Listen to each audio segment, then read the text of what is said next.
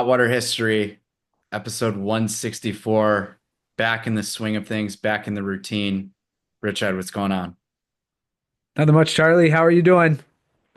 I'm doing well. I'm really excited about how our last episode was. I'm excited about tonight's, but I really enjoyed this Dark Note series. I think it's got some legs with some other potential ideas that are going to come up as well. So I don't know. How did you feel about the last episode? Yeah, I enjoyed it a great deal. I thought there were a lot of key insights that we were able to make and impart to people that might have just been a little bit informed or not as informed about things, issues from the Civil War, including the operation of a Confederate Navy vessel that was so instrumental in the war. Yeah. So check that out if you want the second episode of Dark Notes, the first one being To Kill a Mockingbird, and then this one. We got a lot of stuff to talk about tonight because we had this Dark Notes kind of planned out and then haven't done much current events and leading that into history. What are we talking about? Well, today's big because we're talking about the church. We're talking a lot about Yeah. the church today. Well, we were so immersed in Raphael Semmes and his life accomplishments and how he was the bane of Union vessels throughout the Civil War that we skipped the promised second rendition or second episode on Bob Moran's demonology series. And the first one, of course, featured the demon Sniff, featuring the earthly vessel that is Joe Biden. And might surprise some people, even unnerve some of our listeners, that the subject of and the basis of the second demon in Bob Moran's series is, well, someone that is certainly well known, but maybe his exploits in the demonic are not as well known. So I guess we'll tease that for later. What Yeah. else is going on in Washington, D.C.?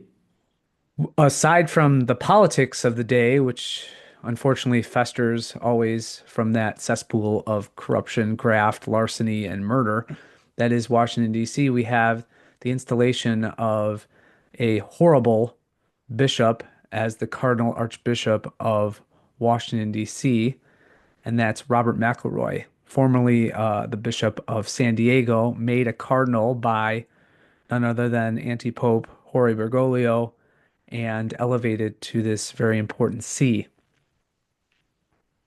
I didn't know that connection. Yes. All the Stooges were on hand. And of course, McElroy comes from the Theodore McCarrick, Uncle Ted tree, who was a serial abuser, a homosexualist, a rapist of seminarians and children, teenagers mostly. He was an ephebophiliac for the most part, but a serial sexual abuser, and all of the criminal brood was there. Cardinal Supich, also from that school, um, Cardinal Tobin, Cardinal Gregory, Wilton Gregory, who, when he was a bishop in St. Louis and I was a seminarian, I had the sort of pleasure of whipping his ass in racquetball, which was fun because Really? he was a total jerk and a tool bag back then.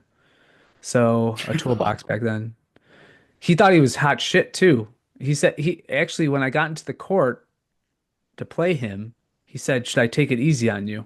Well, I that's said, that's a classic chirp. "Yeah." So I said, "Bishop, you do whatever you like." And I don't think he scored a point. Oh, it was like you were not merciful. Oh no, no, I didn't like him from the beginning. So he had one of his lackey seminarians who was always following him around, watching, and he said he was giving me kind of the evil eye for whipping his ass up and down the court. And then from that point on, he looked at me at the end of the match and said, "I'm never going to play you again." I said, "Okay."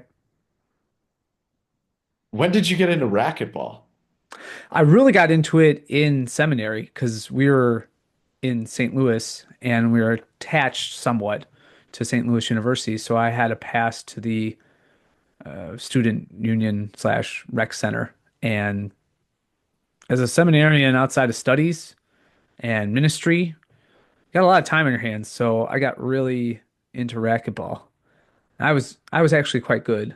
I don't know if he knew how good I was because I the other thing was I wasn't all equipped with the latest racket or anything like that. I might have even used a I know I think I had my own racket, but even if I didn't, I could have used one of the rec league's, rental rackets and whipped Right. his ass around the court. But and I always showed up in like gym shoes and All game, no shorts. gear is what Yeah, you. yeah, all game, no gear. I like that. That was what it was.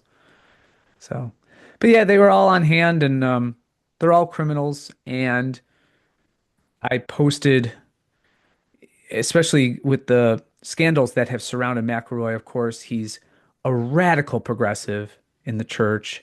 He's openly spoke of women's ordination. He has defended gay marriage as an institution. He has spoken about relaxing the church's traditional restrictions against abortion, euthanasia, contraception. So on and liturgically, he's a disaster. So of course he's the darling, and add in clerical sexual abuse and covering up, and boy, that's the magical formula to get Pope Francis's attention. You get elevated right away in that state. So sure, why not make him the Cardinal Archbishop of Washington? And everybody recognized that, of course, this was post-election that McElroy was named to this important position, succeeding Wilton Gregory, who gave a glowing speech about how close, what a great bishop and man and holy figure this McElroy is, succeeding him as the Cardinal Archbishop of Washington. Yeah, he's a disaster in every possible way. So it reminded me of the great line from Saint Athanasius, who, as early as the fourth century, as a church father and the doctor of orthodoxy, champion of the faith, recognized the evil and infiltration that even occurred in the church by that point among its episcopate, the episcopacy and successors of the apostles. And one of my favorite lines from Athanasius, and that's tough. That's tough to say because there's so many. But he said the floors of hell are lined with the skulls of bishops. And boy, hell's getting a floor renovation thanks to these guys. Do you want to talk about the story of the the woman in Supich that you were talking about? Right. So thanks to LifeSite News and Michael Hitchborn at the Lepanto Institute, who has been doing very both media realms have been doing excellent work in unearthing the crimes, the sexual abuse cover-ups of these horrific bishops and pseudo shepherds in the church. There's a woman, her name is Rachel Mastrogiacomo, who for years has been just nothing short of uh, immensely heroic. I don't know where obviously the virtue that she exercises, she cooperates with, but it is of clearly divine origin because this is a woman who was satanically, ritually abused and raped by a priest. And I believe it was in California where this took place. And McElroy, the priest was charged in criminal court, was convicted, uh, and McElroy was complicit in attempting to thwart his arrest, his conviction, and covering it up, all these horrific crimes that read like the Pennsylvania investigations of yesteryear, but done to one innocent girl in her early to mid-teens. And so this heroic woman, Rachel, who has been begging and urging the church to reform and purify herself, she's a tremendously devout Catholic. She urges people to pray the rosary, to call upon our Blessed Mother for purification of the infiltration, the eradication of the infiltration. that has seized upon the church, the ape church, to exorcise it from Christ's true body. And she traveled to Washington to highlight McElroy's crimes. And she had the strength to even approach some of the bishops as they were outside of the cathedral or the basilica, I forget what it is, um, and processing in. She was, or before they were about to process, and she even encountered our own demoniac Archbishop Cardinal Blaise Supich and went up to Cardinal Supich and said, "Please, Cardinal, do something. Pray to purify." She said, "Please pray that the church be purified." And he said, "The church is pure already," to her. Clearly understanding who this was and having the sheer gall to speak to her like that, it just shows how they're just whitewashed tombstones. And all of the holy hate that we can muster against them ought to be exercised.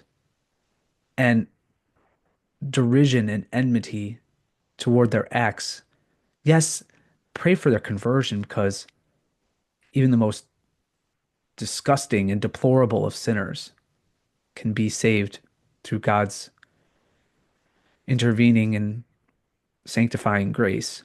But man, not if they intentionally lock the door, and they lock the door with every cruel, intentional, evil cover up, to cover their own ass, hypocritical acts that just have become the hallmark of this generation of American prelates, but bishops the whole world, the worldwide. These guys who are raised in the post Vatican II and formed in the post Vatican II church in those early decades, 70s, 80s, early 90s, are just the worst. And the sooner we can be gone with these awful, progressive, hippie, I want to be popular boomer priests who don't understand anything about what it means to be a presbyter and a priest in the holy priesthood of our Lord, the better off the church will be.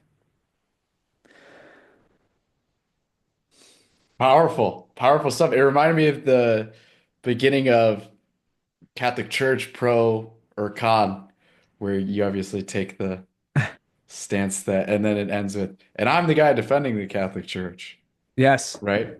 but it is so. I was I took a good segment of the day. I shouldn't say a good segment of the day, maybe 5 to 10 minutes a day to just pray and reflect upon how injurious and destructive this is to souls. And on one hand, you could say, well, if someone was to leave the church because of these demoniac bishops who are clearly under the influence of Satan and under the and cer and they have excommunicated themselves. It's so wild that they have the power of excommunication, but they've excommunicated themselves through their acts and intentions and their intentional and formal divorcing of themselves in faith and in praxis from the body of Christ, the actual body of Christ. Yeah, we could say, well, how strong is your faith if you're going to let these people or these guys destroy your fidelity to the church? But then again, I mean, it's not doing any, it's clearly not doing people any favors to see that there, there's an allowance for this, or there's just a general permissiveness. I mean, who would go to that mass to see all of those faux bishops up there celebrating the Novus Ordo and listening to Wilton Gregory drone on and on about what a holy man Robert McElroy is? No one thinks he's holy. No one. I mean, is this a man who is going to die? Is going to take up a cross and die for the faith? Or even one of the people in the pews? By the way, they don red because they're supposed to be willing to die for the faith as a prince of the church and be martyred for the faith at the earliest sign of any trepidation, of any jeopardy to their material, earthly comfort and well-being, their positions, their power. I mean, their libido dominandi is just insatiable. And because they were so incompetent in life, I know this on good authority. Blaise Supich is a literal low IQ moron. He No, I know. No, this is fact. It's just like when Michael Malice said on Joe Rogan that Kamala Harris was a literal retard. I, Blaise Supich is. I knew people. I knew priests who studied with him in seminary. He was always at the bottom of every class. Always. They had to pull him through, drag him through the finish line toward ordination.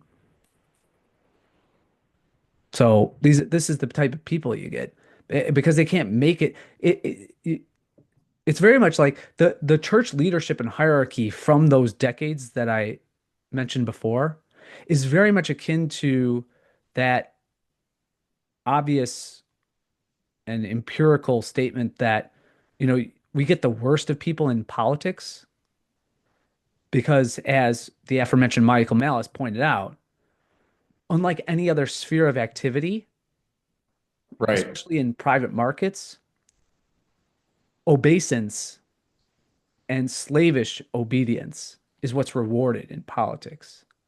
And cunning and guile and um, blackmail, right? Secrecy and bribery. Those are things that elevate you in that realm. And it's really the only realm that you could be elevated, except for the church hierarchy, right? But I guess the question I would pose to you is, do you see, therefore, given the similarities and the resonance of that, wherein you build these relationships through almost a feudal obeisance and loyalty, and you're willing to bury the skeletons of this one guy so as to ensure your own advancement, and then they're willing to advance you because you were willing to cover everything up for them? Well,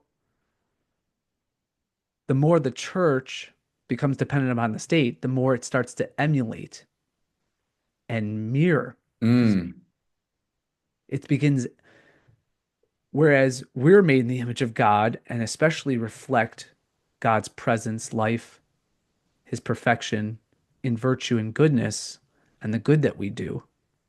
So too, the um, the church becomes, as it becomes more dependent upon her master, the state, it imitates the mechanizations, the identity, the image, and the functionality of the state. I, it's that should it shock us that when USAID and all of these governmental funds that's been revealed are going to Catholic charities and Catholic relief services to engage in child human trafficking? Wait, what's that part about? You haven't seen this? No. Well, it's been revealed that I know Catholic relief Catholic services, Charities has gotten yeah, money. Catholic relief services, which is a global, a small portion, fractional portion, actually goes off to help people in poverty and need. Instead, it's being funneled through all these NGOs to things like Catholic Charities of Houston and the Diocese of Houston Galveston and or the Archdiocese there and border dioceses and the wider church, including the U.S. Conference of Catholic Bishops. And it was these charities that were instrumental in the government was giving them contracts to handle the flow of migrant children in the country. And then they lose track of the children. They're not vetting the people who are picking them up.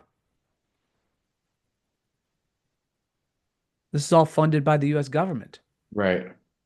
So why did the by the way, the Catholic bishops and I guess the case is still pending. I thought it was tossed early on, but the USCCB has sued the Trump administration because these dioceses, Charlie, think about how sinister the cycle is that they've established, right?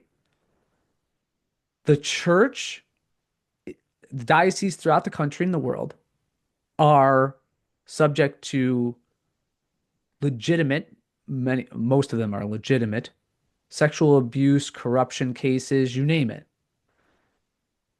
And so as attendance, excuse me, has plummeted in especially developed nations, whether we talk about Germany, Canada, the United States, Australia.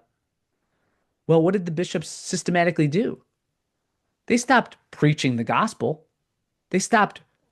Do you remember any of the bishops after the Dallas conference? I believe it was in 2004, which was supposed to address forever the sexual abuse crisis in the United States.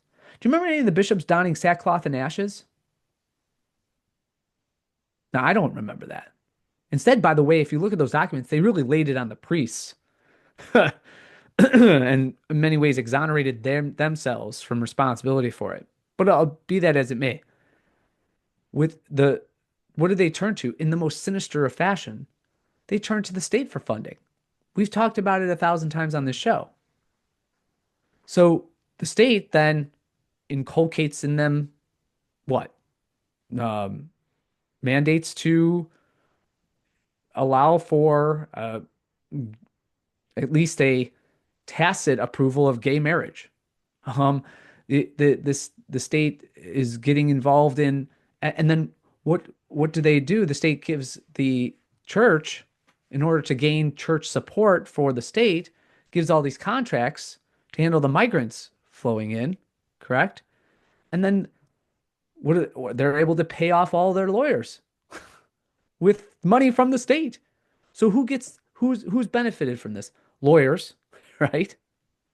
The bishops who should have been brought before some of them a firing squad. Okay. And at least they're accusers. And the people, the children now adults, and the families who are utterly ruined by their abuse and their, if not their approval, then their denial of what was going on, right? Or the denial of what was going on. And who's victimized? Well, of course, who's victimized are the ordinary Catholics who are the victims of these crimes. And then, of course, they spread the the the effects of the crime to the general American population because American taxpayers are giving them subsidies. I mean, in many ways, it's kind of like the what should have happened after the financial crisis. All of those banks should have been allowed to fail. Right. All these dioceses that they should have just been allowed to fail, just Mm. implode. And then from the ashes of that, from the destroyed brick and leveled mortar, and I'm speaking in figurative terms here, correct? Right. Then you are able to have a real purification in the church. But what the what the state did, and the church was obviously complicit with it. The church leadership and hierarchy was, at least in the United States. But this you could apply this story to nearly every developed world in the church, functional national church within thereof. And the state did something extraordinarily nefarious and underhanded, right? Get the church, once the church was on its heels, it could no longer function as a countercultural and counter state institution. What was accomplished in the United States since 2000 to the US church was that the church ceased to become a countercultural institution, one that would challenge state mores, values, initiatives. I mean, think about it. Um, how vocal has Pope Francis been, or any of the bishops of the church, as the United States wages a proxy war against Russia, a nuclear power, by the way, right? In Ukraine, where, according to Douglas McGregor, Colonel Douglas McGregor on the recent Tucker Carlson podcast that just aired yesterday. 1.2 to 1.5 million Ukrainians, most of them Eastern Orthodox, others of them Catholic Ukrainians, men have died. I didn't know it was that much. 1.2 to 1.5 million souls, right? At least with the Iraq War, John Paul II, and there were even American bishops who are like, this is well, the Iraq, this is horrible. What are we doing? What is the United States doing in pursuing this globalist war to oust Saddam Hussein without any, I mean, none of the aspects of the Iraq War, especially 2 and 3, Iraq War 2 and 3, had anything that would be deemed consistent with Catholic just traditional just war theory, of course, right? And yet, at least they were speaking, some of them were speaking out, not as vocally as one might argue, but has anyone gone on to challenge? They're willing to notice what they're willing to challenge Trump on. They're willing to, like, McElroy was appointed by Francis just to be a thorn in Trump's side. That's obvious. Everybody understood that. This liberal, progressive, anti-Trump cardinal. By the way, San Diego never had a cardinal before. It was never the Archbishop was never elevated to, at least from my knowledge, never elevated to the seat of a cardinal or status of a cardinal. But Francis made him one, and then once Wilton Gregory became of retirement age, there's McElroy in Washington to serve as a thorn in the side to Trump. That's the whole idea.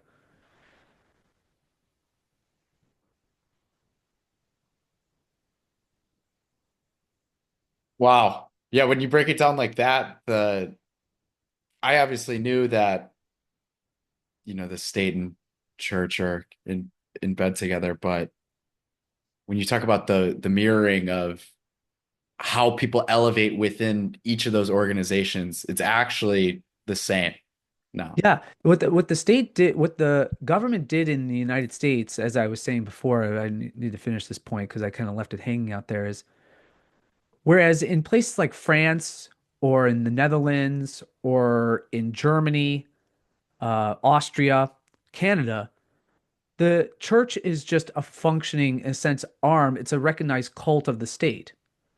So people in Germany, for example, they contribute their tax dollars and then they mark on their tax forms to what faith tradition they belong. And then there's a state allocation to pay priests and bishops and pay the church to function according to those relative numbers. You see?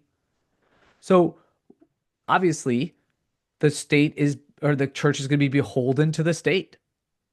And so that's why it's no surprise then that you have the schism going on in Germany, where they were the ones leading the charge on blessings of gay marriage.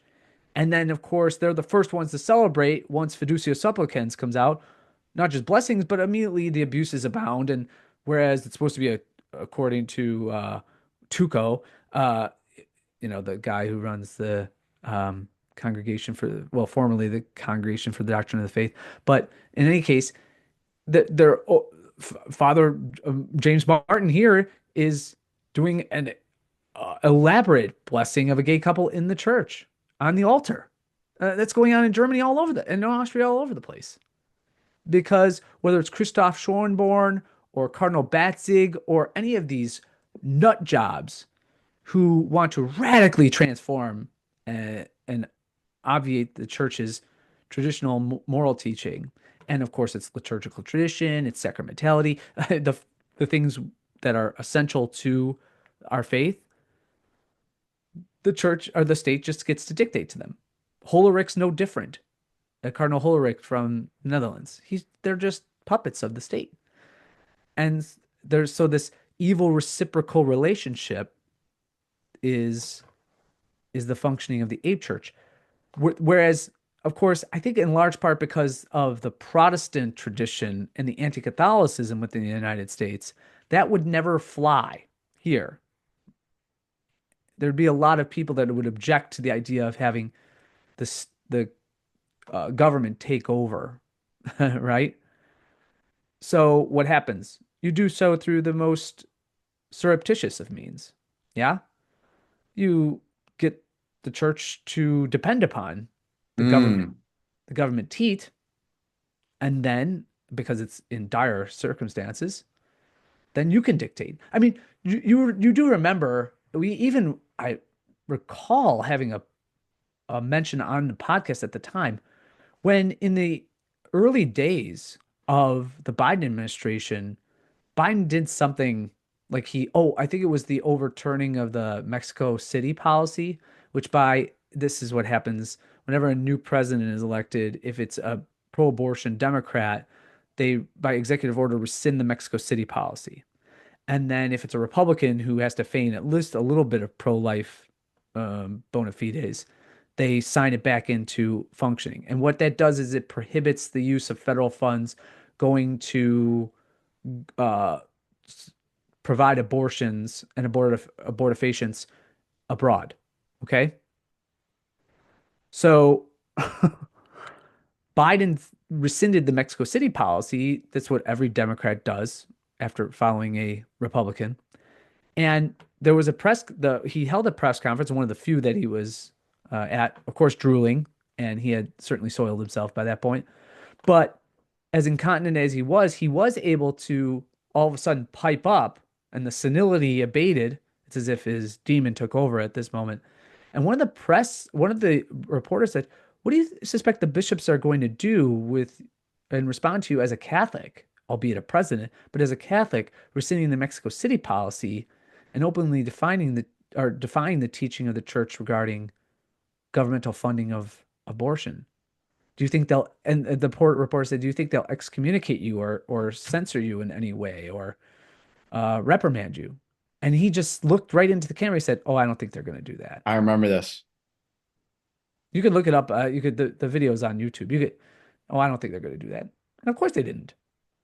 And what is McElroy doing? Whenever Nancy Pelosi was in San Diego, and to be sure, as she's going to be going to some, probably wacko parish that Biden went to, like Holy Spirit or St. James or wherever he was going, she's going to be receiving communion, despite the fact that her home bishop, Salvatore Cordileone in San Francisco, has banned her from communion. Yeah.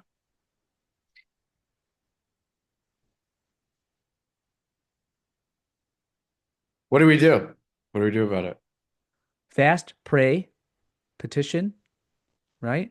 And what I mean by petition, I wouldn't, not, writing letters to the bishops is an exercise in futility. But I would say engage in the corporal and spiritual works of mercy. Correct those and inform those who are in our sphere, who are faithful, good, maybe not as informed Catholics, and individuals who are, especially, it's so heartening, as I was mentioning before. Like I had to ponder what do you do in this circumstance where you see people leaving the church because of the scandals that abound within it.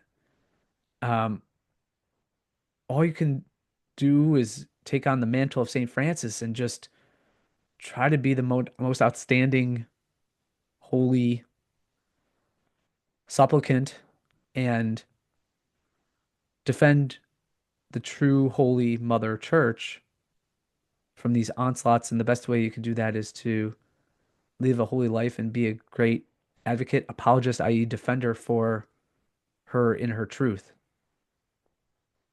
And then maybe, as our Lord says, they'll see the good that you do and they'll give glory to God. Amen. Yeah. Do you want to talk about 45/47? Well, I thought we were going to talk a little bit, speaking of the church being silent You're as right. war goes on. I Yeah. really want to Let's get to bring this up. this piece by the another hero in our era, Archbishop Vigano.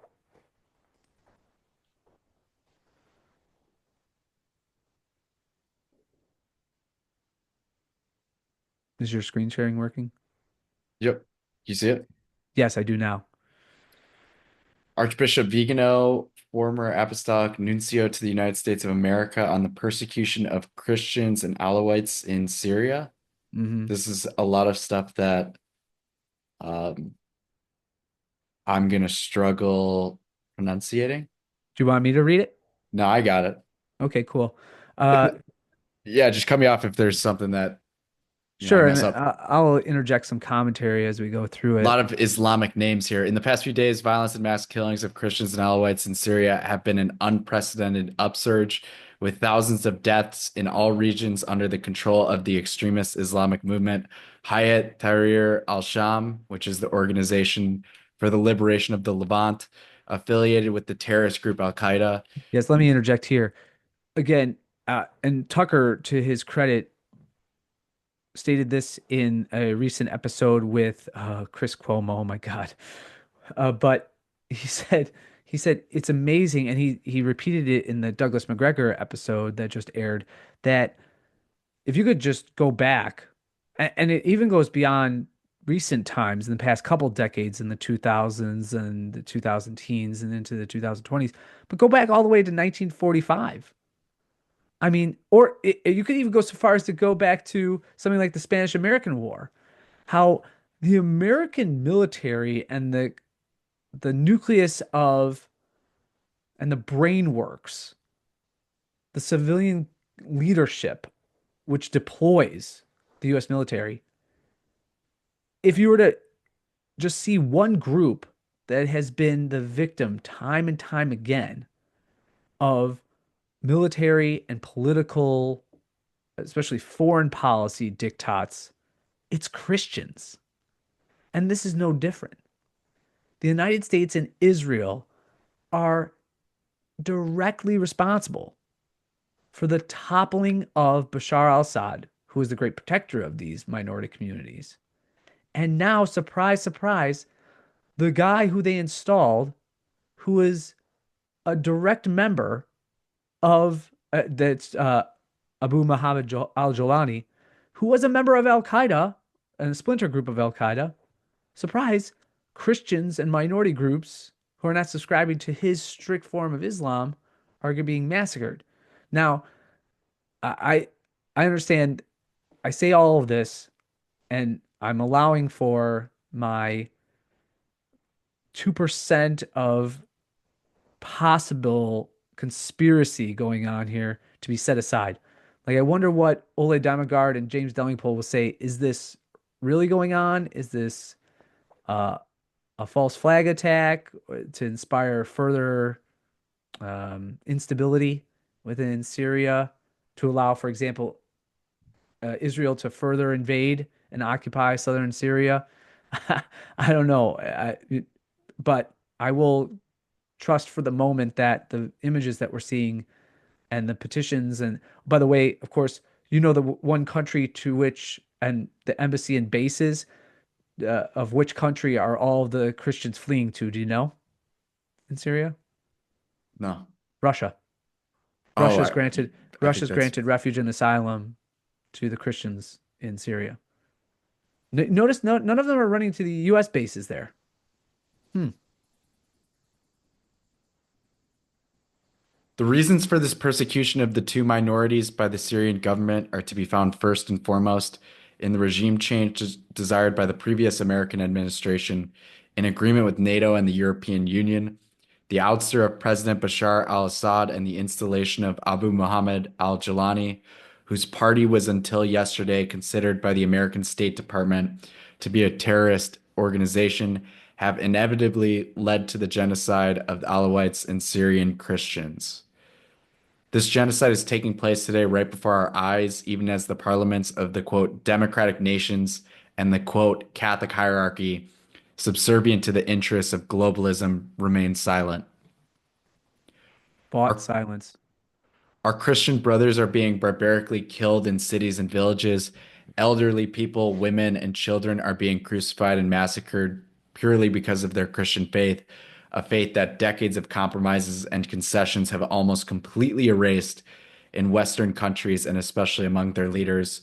And while the warmongering madness of international high finance is trying to persuade European nations to finance rearmament against the Russian Federation and to be ready to sacrifice our children in a reckless and specious war on the Syrian front, but also in Gaza, where other Christians are being ethnically cleansed. The hierarchs of globalism are culpably silent, and indeed, they're aligning themselves with a criminal terrorist on whom a $10 million bounty was hanging. Hmm. Now he's the recognized government and governmental head of Syria by all the Western powers. Quite the turn, huh? It is from the globalist deep state, in italics, in the United States that this new hotbed of violence and extermination has been hatched. It is therefore from the United States that an action aimed at putting an end to the genocide of Christians and other minorities in Syria must start. At their side must stand all those who recognize our Lord Jesus Christ as the only Savior, both individuals as well as societies and nations. We cannot remain silent or inert in the face of the martyrdom of our Christian brothers.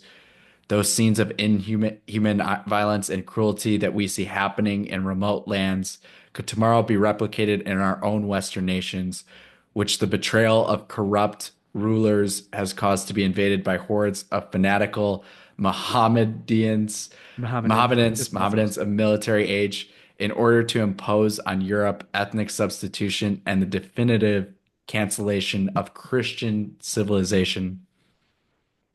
I urge Catholics during these days of Holy Lent to pray, fast, and do penance to implore from heaven protection for the faithful who are being persecuted and martyred in Syria, Gaza, and many other parts of the world.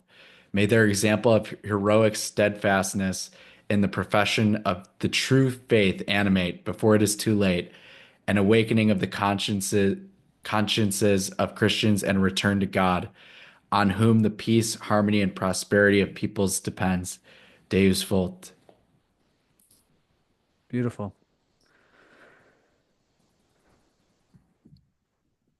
This transitions nicely. He didn't mention that the Trump administration, of which he's been a vocal defender, is perpetuating this. They're not. I haven't heard a peep about what's going on in Syria from the Trump From administration. this guy? Yep, that guy, Magadon. Those of you who are listening and don't have the availability to see through video, Charlie's posted Bob Moran's recent addition to his demonology series, and it is the demon Magadon.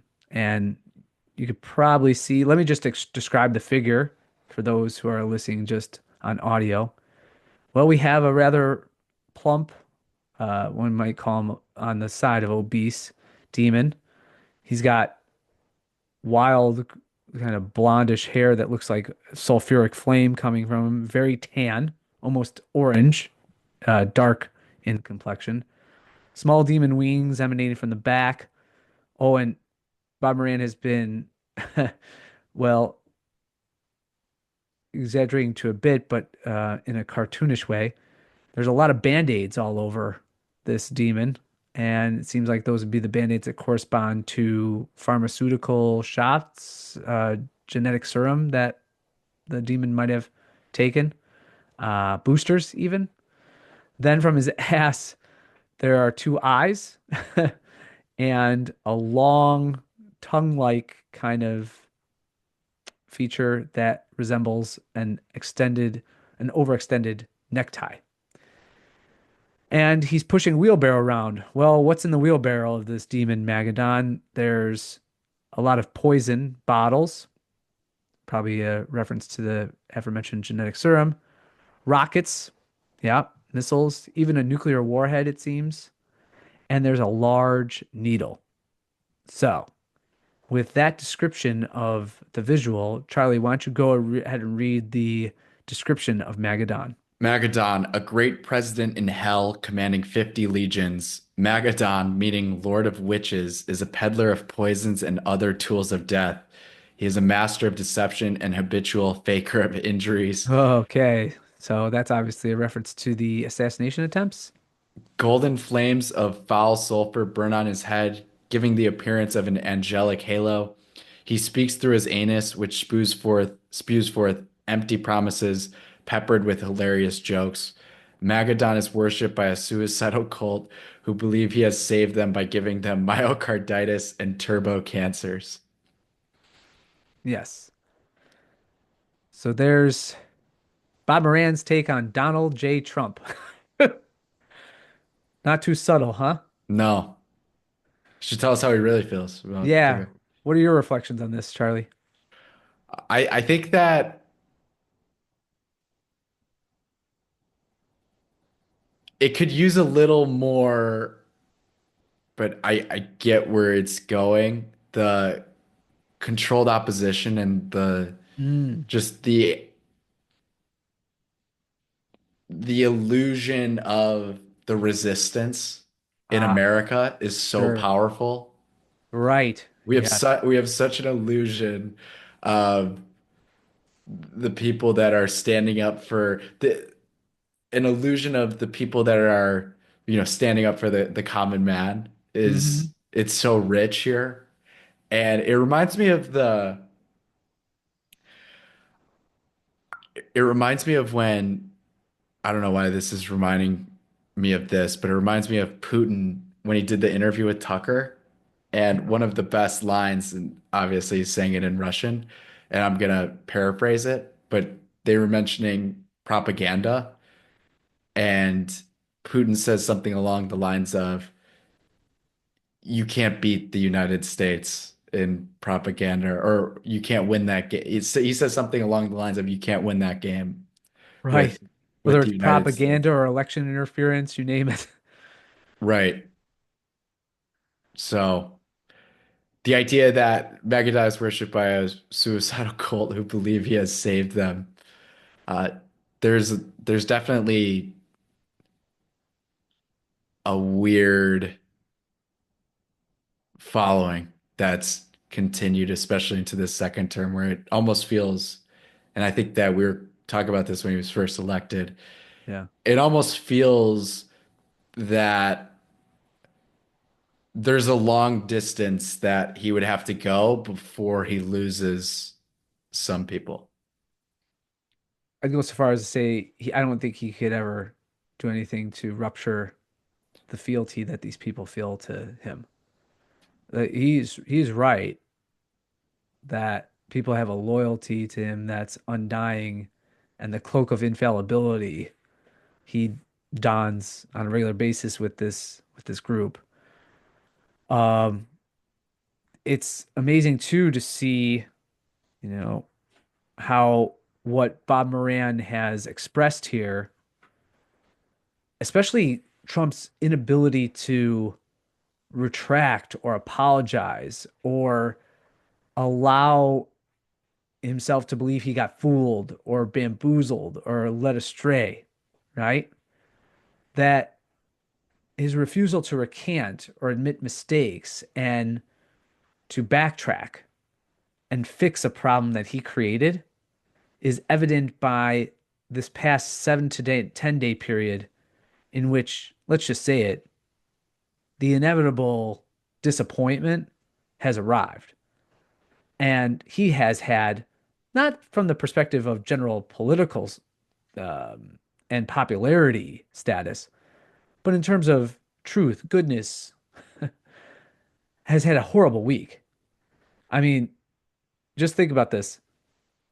He is engaged in a what seemed to be a very intense and dedicated effort, but now seems all the more kind of furtive effort and half-hearted to end the war in Ukraine. And what happens? He has it delivered to him on a silver platter with this petulant dictator child who's an a Jewish guy who's a simp for neo-Nazis in Ukraine and the military forces there, right? He This petulant child, he gives him on the platter. He could have just dismissed the guy, negotiated direct with Putin, said, "We're getting rid of Zelensky. We're not even going to recognize him as the official head of the government of a legitimate government, which is not in Ukraine, right? He's refusing to hold elections. He's ruling as an autocratic dictator, And he could have just said, I'm negotiating directly with Putin. You get no more weapons. You get no more support. In fact, we want a rare earth deal, which is just all fortuitous, ridiculous, nothing. Um, we'll just get our rare earth materials and resources from Russia. There, he had it right there. Boom, the war's ended. Furthermore, as I posted on Twitter and in a number of exchanges, think about the redounding benefits that would have. That would begin to pull away Russia. If we were to ally with Russia, we would pull away Russia from this ever growing pact that they have with China, right? Hmm. Furthermore, on top of that, you have de escalation between Russia and NATO because as blustery as the rest of the countries in Western Europe want to sound, and they're going to continue the fight in Ukraine, and we're going to fight against the Russian Putler menace, they have no chance of doing so. So once it became ultimately apparent that we had essentially flipped sides in a prudent and wise, even one might call it genius, Bismarckian way in realpolitik, we flip sides, we support Russia, which we should have just been supporting from the beginning, right? Instead of having this irrational Russo hatred and Russo fear. Uh, and so we could have done that, and that would have resolved so many things. And then furthermore, I mean, we would diffuse tensions. I mean, it might be even beneficial to the dollar because BRICS nations wouldn't feel so isolated from the dollar system or needing to isolate themselves and create an alternative monetary system. Right. I It mean, definitely would. the costs are the cost of doing this nation building and ever increasing NATO expansion and this desire to ensconce in perpetuity and establish in perpetuity the hegemonic domination of the United States over the entire world has such, I mean, the tentacles of these problems are just unending and innumerable. It has domestic consequences. It clearly has foreign consequences. It has consequences in the sense that it allows a perpetuation of everything from biolabs and infectious disease centers in China and Ukraine and all these things, all the way through to here, where inflation it can be seen as a result of these unending regime wars and just limitless defense spending. And with all as government increases and the regulations increase and the different policy papers are more and more are written and you get all these terrible apparatchiks trying to play puppet master with the world. Well, sure enough, that all that increases the probability, the um, not just likelihood, but the assured further corruption, the certain further corruption that comes with when you have a country which is the largest economy in the world, the one that's the largest in debt, or the most in debt in human history at the same time, comprising 22, 23, 24% of GDP. It's absurd. It's insane. It's suicidal.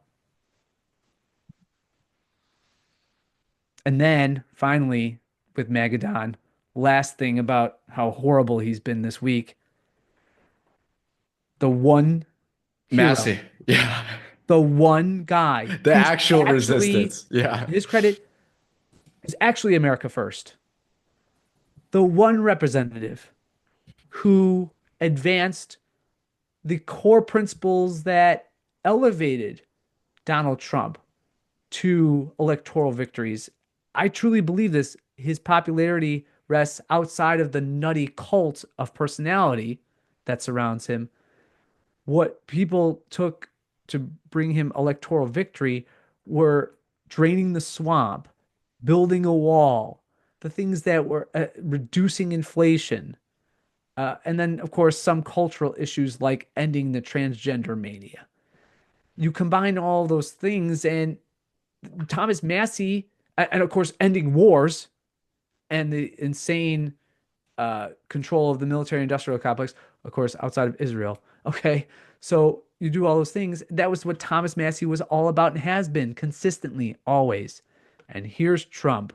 Go ahead, read his tweet from this. Congressman, in quotes, Thomas Massie voted to delay the debt ceiling bill from the Biden administration to the Trump administration from September before the election to June after the election without getting anything for this horrendously stupid move when Republicans could have gotten everything they wanted.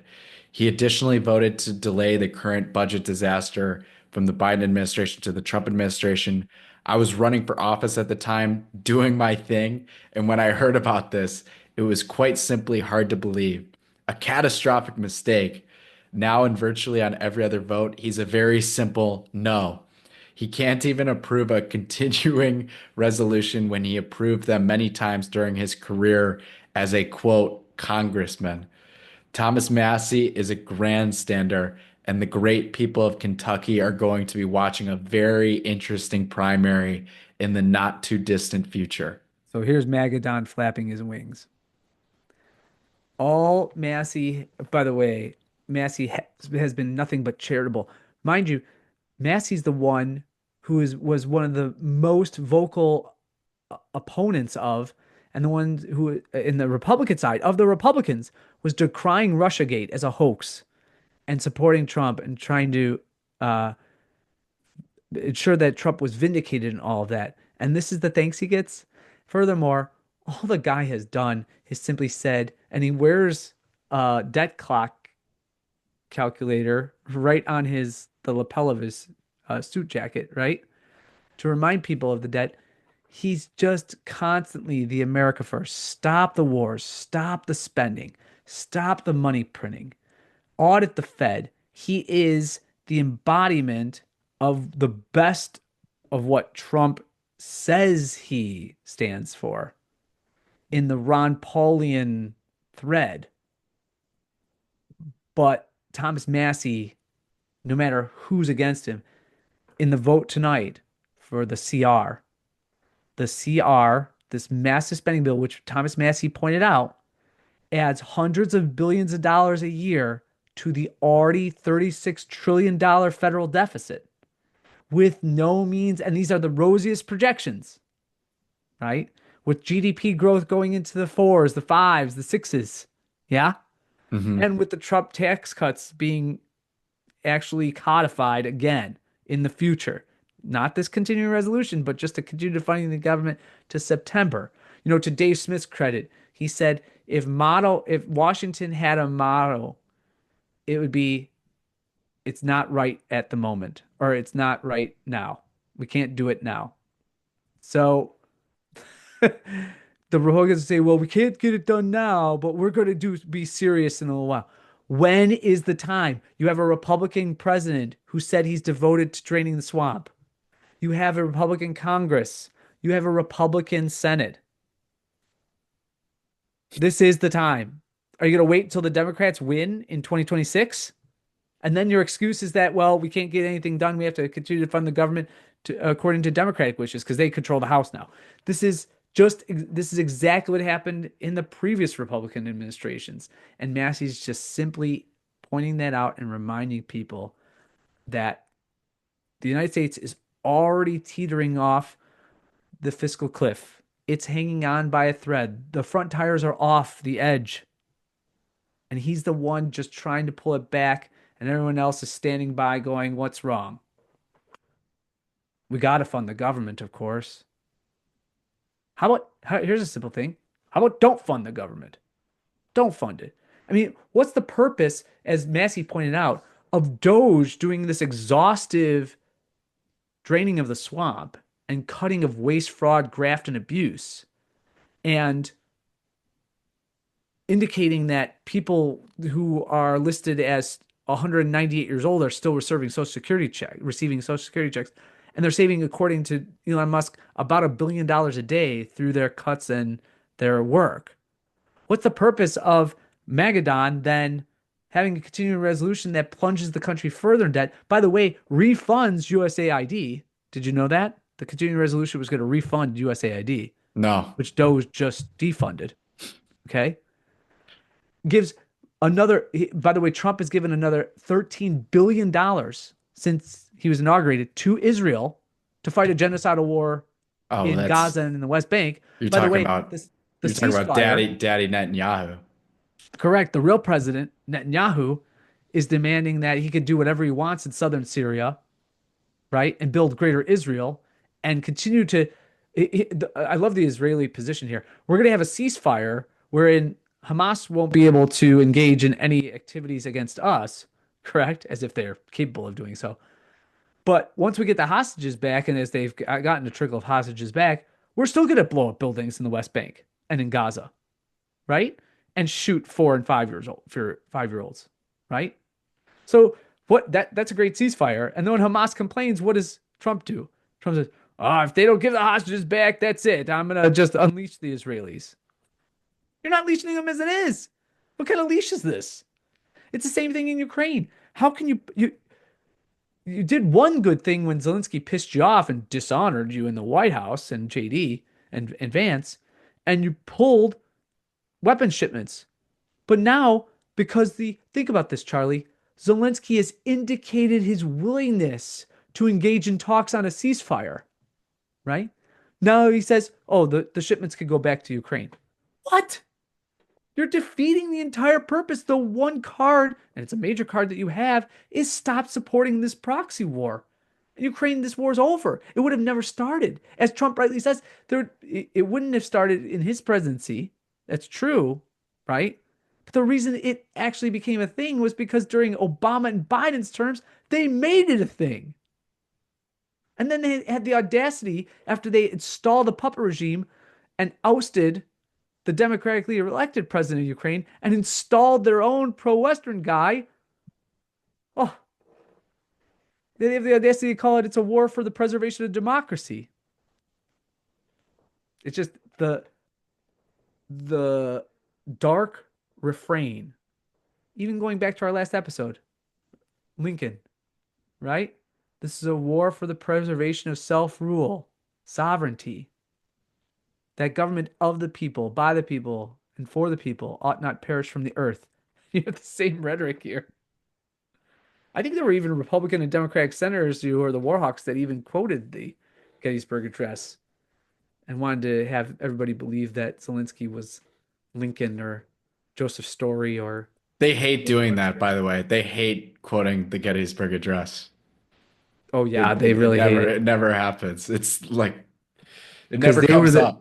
they were the kid that was when they weren't stuffed in a locker. They were the ones who were the teacher's pet and I I might have even referenced this when I was teaching you in U.S. history when I would go over the Gettysburg Address and I would say, "You've heard these words before, haven't you? But has anyone ever asked you what they mean?" You're just supposed to sit there and say it's beautiful, it's eloquent, and oh, what a great emancipator, what a hero, the greatest president in American history who vanquished the evil institution of slavery.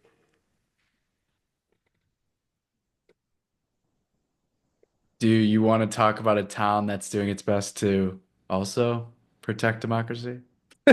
Always, Charlie. Here we go. Here it is, the people segment. Meanwhile in Oak Park. We should go to your gay suburb now. Meanwhile, in Oak Park, brought to you by Tridentine Brewing. Go get some beer. Definitely. Oak Park DEI chief resigns. Oh. Danielle Walker has resigned as the village's chief diversity, equity, and inclusion officer 2 years after becoming the first person to hold the job. Editor's note, another one. Oh my goodness. Editor's note with a quotation instead of an apostrophe. You just can't make this stuff up. There you go. It's so true. It's a quotation You mark can't. instead of an apostrophe. There's someone within. Oh. There's someone working at the Wednesday Journal that listens to this podcast. Let's see if they And catch this one. editor's note, I'm not even kidding. It's for those that can't see, it's spelled EDITORN quote S instead of apostrophe S. Editor's note. Oh, that's great. This story has been updated to reflect that Oak Park's first Juneteenth celebration was in 2019, not during Dr. Walker's tenure. Okay. Oh, she's a doctor. She's a doctor. Oak Park's first ever Chief Diversity, Equity, and Inclusion Officer has resigned from the position. DEI leader Danielle Walker resigned from the village of Oak Park Monday, March 10th. She was first hired to head up Oak Park's DEI efforts in August 2022, becoming the first person to hold such a position at the village. Funded by Quote, COVID money from the federal government, no doubt. Quote, during her time in Oak Park, Dr. Walker and the DEI team did significant work to elevate diversity, equity, and inclusion within the community through many important programs. The village told Wednesday Journal in a provided statement. In particular, Dr. Walker's leadership in expanding the village's cultural event programming demonstrate her commitment to the values the community holds dear. We appreciate her many contributions and wish her great success with her future professional endeavors. Of course, we cannot name one of those events. The village did not make village manager Kevin Jackson available for an interview on the subject. Walker's projects in the role included leading cultural competency training sessions for the village board, sponsoring and promoting Oak Park's Juneteenth celebration, and helping the village create a racial equity assessment. Although that report has not been released and the Engage Oak Park page associated with the project hasn't been updated since December 2023. This woman did nothing. This woman literally did nothing. Before coming to Oak Park, Walker had served as the DEI officer for the city and county of Denver, What a city grift. attorney's office. What a grift. She was also the first person to hold that title. Prior to that, she had served as a policy advisor for the Colorado Department of Healthcare Policy and Finance, where her work focused on equity issues affecting disabled people. She holds a PhD in philosophy with a concentration on critical social issues in education from the University of Colorado, Denver. Quote, Walmart. it's really important for me building these relationships and these connections, she told Wednesday Journal shortly after her start in Oak Park. And so I really am grateful and honored to be in this inaugural role and to really grow with the community. Oh, that's after her start in Oak Park. Yeah. Walker's departure comes less than a month after Emily Egan, the village's development services director, left after less than a year in Oak Park for a job with North Suburban Wilmette. During a Wednesday Journal sponsored candidate forum earlier this month, current village board president Vicky Skimmon said the rate that high-ranking village staff members leave Oak Park speaks to the Oak Park government's well-respected place in the job market. Or that they don't want to work in Oak Park. Quote, we have staff who've been able to get up to $80,000 more in their new jobs, she said during the forum. The market, I love when they say the market. Yes. It is The so market. rich when they Yeah. talk about the market. The market that is out there for municipal employees is very competitive. Yeah, and I don't know if it was Rothbard or Mises, or it might have been someone, even could be George Stigler's, but someone in our Austrian economic sphere has said it's amazing. It's something that Jeff Dice touches upon a lot. He says it's amazing how much the state likes to put on the airs of the functioning of the market, and even uses the same verbiage, but it doesn't wish to operate in any type of competitive atmosphere whatsoever, or be accountable as anyone operating in a truly free market would. Are we going to see a lot of DEI chiefs resign over the next Well, I few would think months? so. Because this one feels a little fishy to me, right? Yeah. Well, serendipitous, right? Did it mention why she resigned at all? Nope. No, it did not. Maybe the well is drying up a little Drying bit. up a bit. I don't know. Maybe the writing's on the wall because they think Ravi's gonna win. I don't know. There has got to be a better way to disagree politically. This is the next story. Recent Oak Park workshop focused on strategies to get along, not unlike in a marriage. Ugh. Braver Angels is the name of the Chicagoland Alliance. The 40 or so people who attended a recent workshop at the Oak Park Library seemed to agree on one thing. The way we do politics in this country isn't working. Ugh. The title of the March 8th workshop was Skills for Disagreeing Better, a program developed by Braver Angels, a national organization whose website declares, fighting over politics is tearing us apart. Well, that's all true. So stop doing it. Stop engaging in it. If the workshop participants were surprised that what they heard felt more like what would be taught in marriage counseling than in a session about political conversations, it is helpful to know that Bill Doherty, one of the co-founders of Braver Angels, has a background in family therapy and community engagement. He's a professor and director of the Minnesota Couples on the Brink Project in the Department of Family Social Science at the University of Minnesota. Ugh, okay. The workshop's goals included developing listening skills that make the other person feel heard and listening skills that help you to share your own perspective in a way the other person might hear, even if they disagree. In one workshop activity, for example, people paired up to discuss the question, how might better understanding the core values and concerns of people who differ from you politically help you listen, communicate, and disagree better about policy differences?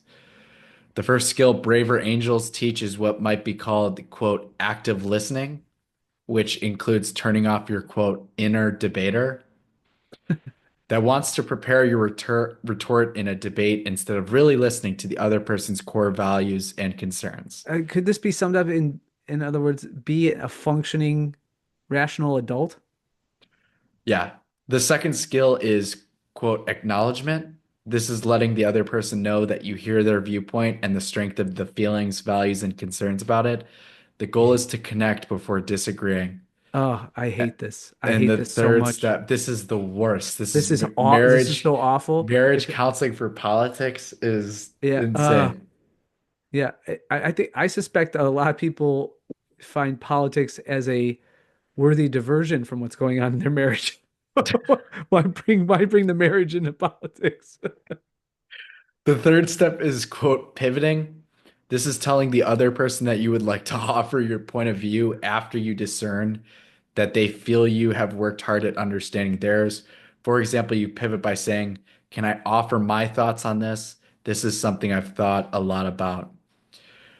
And then this is in parentheses, this entire paragraph. Braver Angels gave no advice on how to proceed if your conversation partner refuses to let you share your perspective. In fact, the workshop leaders encourage participants to let go of the expectation that your conversation partner will be following the same game plan and using the same skills that you are. The fourth skill is presenting your own perspective in a way which does not undermine the foundation you've worked hard to build. For example, it was suggested at the workshop to say, this is the way I see it, as opposed to this is how it absolutely is, and to share personal life experiences and story to support your point of view. So essentially, they're just training people who disagree with the dominant culture to sit down and take it and be passive. That's what it is. Just be a just be a speed bump. Can I offer my thoughts on this? This is something I've thought a lot about. I'm just going to say Please, that before please do. I want to validate before that I'm listening and I wish to acknowledge your this insights. is the way I see it. I don't think this system of government that we have going on right now is necessarily the best. Yes. I'd like to acknowledge your sentiment about this, and I've been thinking about this a lot for the past 40 years or so. And my conclusion, as radical as this might be, is that we should just abolish all of this government. Therefore, we wouldn't have to argue about the coercive power that government is able to exercise. And thus, politics would be transformed into what can we engage in terms of voluntary exchange, cooperation, and association. Do you, I feel as though you're not acknowledging that I think you're I pivoting acknowledge away. the strength of your feelings, your values and concerns about it. Can I offer my thoughts on this? This is something I've thought a lot about. I'm more than willing to hear how you see it. All right, that's the people segment. There it is. Meanwhile in Oak Park. What would have happened if I'd gone for it and just said, no, I'm gay? Meanwhile in Oak Park. That's absolutely how it is. We have Meanwhile in Oak Park. Right. And that's all I really have. I already mentioned that segment, as all segments are brought to you by Trinity Brewing. Amen. How much flack are we going to get from having presented Magadon from our Trump supporters I do and think the audience? that we talk about hot water. It seems the water gets a little hotter on that side now. Hmm. Don't you think? Yeah, I think so. These people, like, if you follow them on Twitter, Cat Turd and Dan Bongino and these always Trumpers. There's the never Trumpers and now there's the always Trumpers.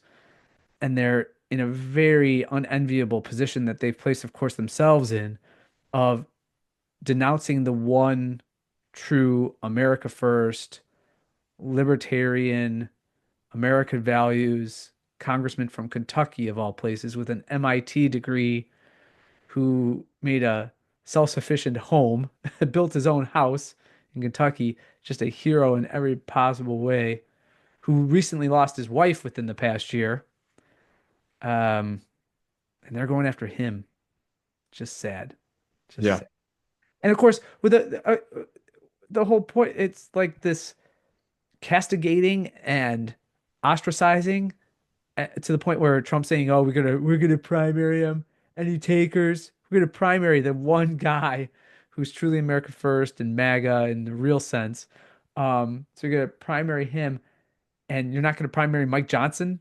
You're not gonna primary Lindsey Graham, or how about Lisa Murkowski, or any of the other Don Bacon in Nebraska? These absolutely spineless neocon warmongering swamp creature Republicans. You're gonna let that pass, and then you go after Thomas Massie. I'm just so glad that the past few days it's really united the freedom world, at least in the United States, to defend with great vigor Thomas Massie. If we could ratio Trump, that's a major accomplishment. Awesome. Okay. Place your trust in the Lord and not in of earthly rulers. Amen. All right, See you everyone. next time. God bless.